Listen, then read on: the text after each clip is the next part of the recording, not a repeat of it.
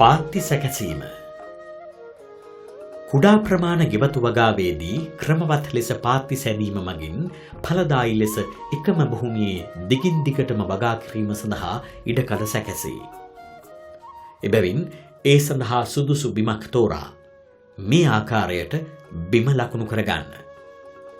හතරමායිම ලකුණු කරගත් පසු එක් පැත්තකින් දික් අතට කාණුවක්සේ හාරා ගන්න.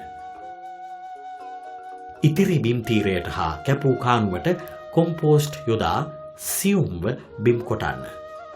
එවිට කොම්පෝස්ට් පස් සමග හොඳින් මිශ්‍ර වෙයි.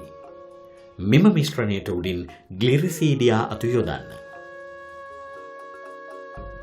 අවසානයේ පිදුරු හෝ වියලි කොළ හෝ වසුන් කර තබන්න. දින 5කට පසු පිදුරු වසුන මෙසේ දෙපසට කර දි รา ගිය කොටස් මිශ්‍ර වනසේ පස මිශ්‍ර කරන්න. ඉන්පසු පොළව තෙමා මෙසේ භෝගයට ගැලපෙන පරතරයට අනුව මේ ආකාරයට පැලසිටුවා එය වසුන් කරන්න.